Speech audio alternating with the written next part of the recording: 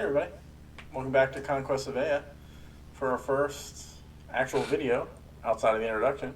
And this video is going to go over the Conquest Last Guardian of the King starter set, the two-player starter set, because there are a bunch of different single-player army starter sets which are also awesome.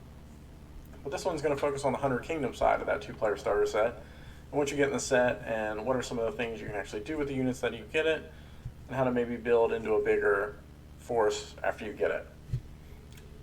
So the starter set, as you can see, comes with a ton of models, and it comes with a Hunter Kingdom side and a Spire side.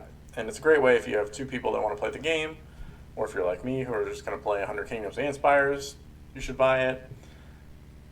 Because you're going to get roughly 600 points of Hunter Kingdoms, and maybe a little more of Spires, but roughly around there of an army.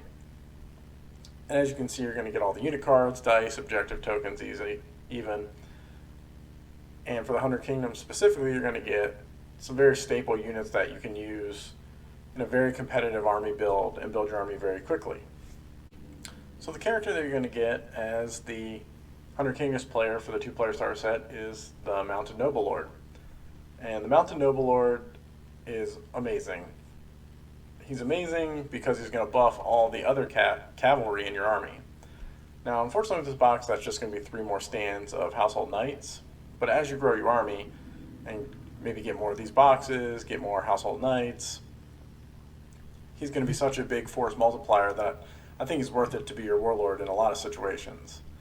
So he comes in with that supremacy ability of Speed of Horse, which says, while this character stand is on the battlefield, all Household Knight regiments gain the Glorious Charge and Support 2 special rule, and it's always active. So you're always going to get this as long as your Mounted Noble Lord is alive, and the Glorious Charge is going to give you Inspire bonus to your impact attack hits, which you normally don't get, so you're going to get +1 Clash as your Household Knights get their impact attacks, and they're going to get Terrifying 1, which subtracts 1 from your enemy's resolve. So that's just amping the damage up of all your Household Knight units throughout your entire army.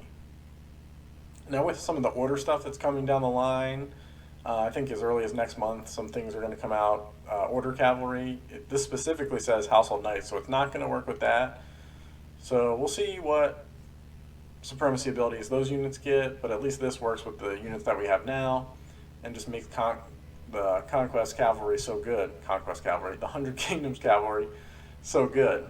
Actually, without this supremacy ability, I would argue that the Household Knights are not a great pick if you're going to take bigger regiments of them, but with this character giving them supremacy, I would take stands, 5 stands and throw this character in, or another 6 stand when you're building your army up past the two-player starter set. And then one of the coolest things about Conquest is the character customization that you can do between all the combat, tactical, and arcane masteries, different magic items you can give your characters, and some of the other things that you can unlock. You can kind of have a Swiss Army knife of a character. But just to keep this, since it's a two-player starter set focused video, I'm going to keep it very basic. And for 10 points, you can give your Mounted Noble Lord the Laurean Lance. And the Laurean Lance is, for just 10 points, going to let your Mounted Noble Lord reroll the failed to hit rolls during the impact attacks. And he's going to get Brutal Impact 1. +1, not just 1. He already has Brutal Impact 2, so he'll have Brutal Impact 3, so it's going to subtract the defense of whoever your target is by 3 when he makes those impact attacks. There are other things you can absolutely give the Mounted Noble Lord, but just for 10 points, you have a 110-point model that hits super, super hard with his unit, and they're actually pretty tough with their shields, making them defense 4 in the front. The only real downside with the Mounted Noble Lord and the Household Knights is, especially with the Mounted Noble Lord supremacy, if they don't charge, you're going to have a real bad time. I've definitely played games with my Household Knights where I've moved them up a little too far and not accounted for an ability my enemy may have, or just even sometimes your opponent might just double march, or march and then just charge with no attacks to get in the way of your Household Knights so they don't get a charge off. And yeah, they're not taking damage, but a lot of their combat effectiveness has been blunted at that point. So a real good Hunter Kingdoms player is going to use the Mounted Noble Lord's supremacy ability and a bunch of Household Knights to their maximum potential by getting those charges off, and multiple charges per game by using the charges to kill enemies and maybe getting behind your opponent's army. And then there are some things you can give the Mounted Noble Lord as in those weapon arts, like Arms Master to give them Cleave 2 if they do get charged, or if they get stuck in a combat, maybe that first charge didn't work out for you. Arms Master for 15 points with that Cleave 2 is always a great choice for either the Infantry Noble Lord or the Mounted Noble Lord.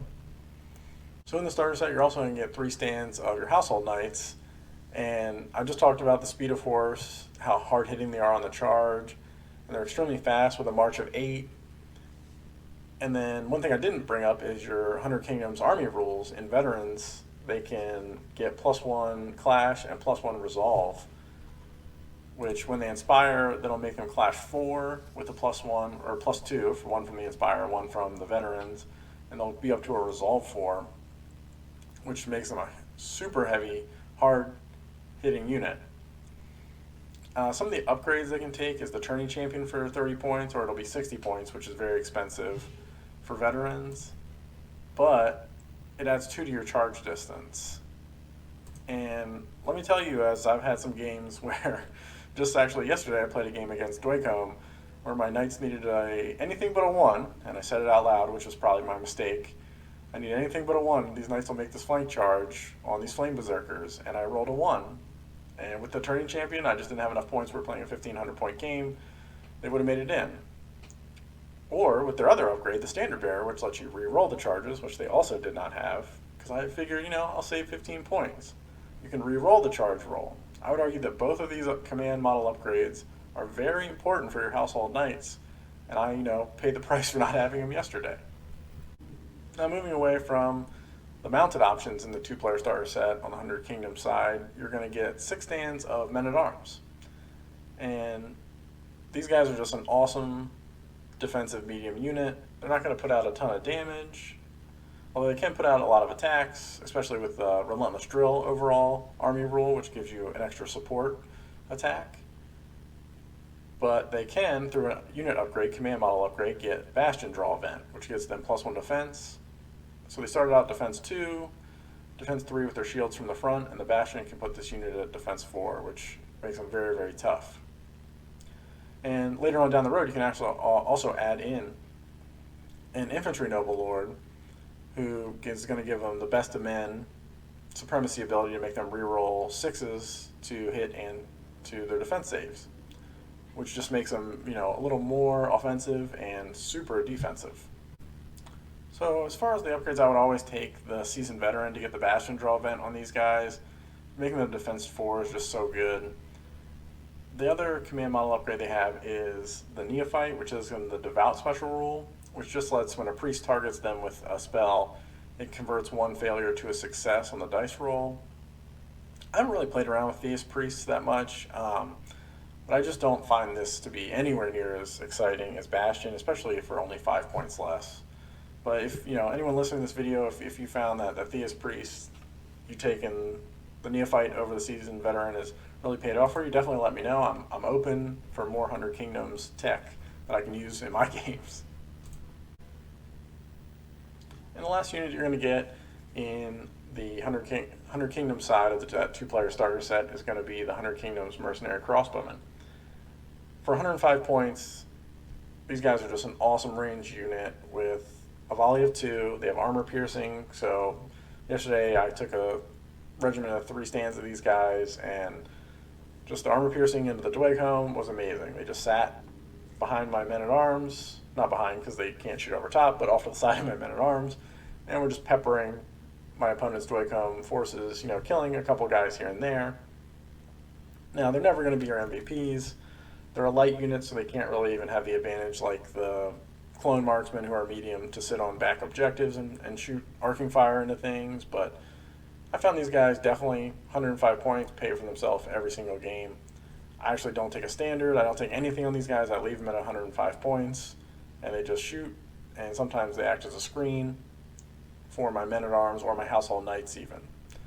A good tactic you can do with range units like this, cheaper units, although there is a better unit in 100 Kingdoms in the Militia Bowman for this at 75 points, but once you bought the starter set, if you just have this unit, you bring these guys on as lights first, put them out in front, bring up the household knights behind them, and just make sure the household knights can't get charged first, because these crossbowmen, these poor mercenary crossbowmen, they were paid to be in the way, basically, of any of your enemy units charging. So it leaves your opponent the kind of bad choice of, do I charge these mercenary crossbowmen? And yeah, I'll probably kill them, but then I'm standing directly in front of 6 stands of household knights. Or do I just leave them alone and let these mercenary crossbowmen shoot 13 shots at me with that leader round after round as they get close enough?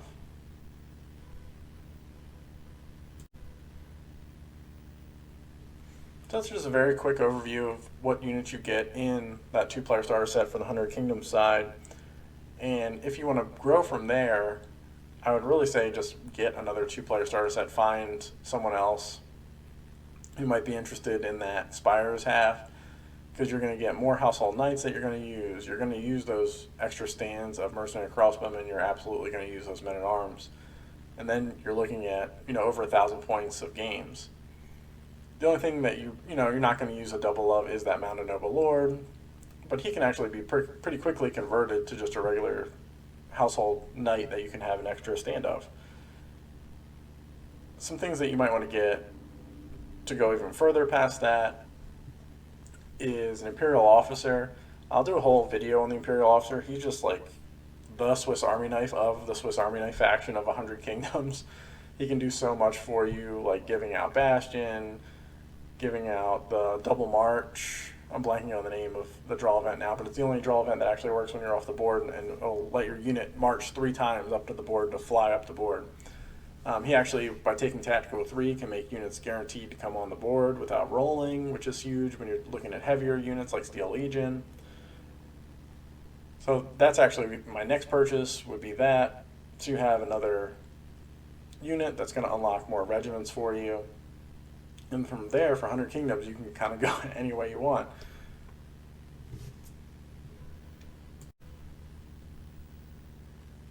So that's my quick overview of the 100 Kingdoms 2-player starter set, what you're going to get in there, and thanks for listening. I actually did some of my Frontline Gaming articles over on their website. My first few focused on 100 Kingdoms, so if you want to check those out, I've included a link below to a few of them that hopefully will be helpful, that go into a little more detail of how you grow the army and what some of the units can do.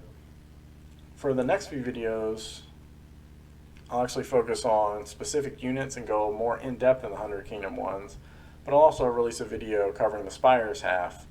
I'm a little less familiar with the Spire. I haven't really played. I've played against them, I haven't played with them, but I do have a Spires army that I'm actually going to start building up tonight, so I'll probably play with those in the near future as I paint up my 100 Kingdoms. So thanks for listening, everybody, and good luck on your games out there.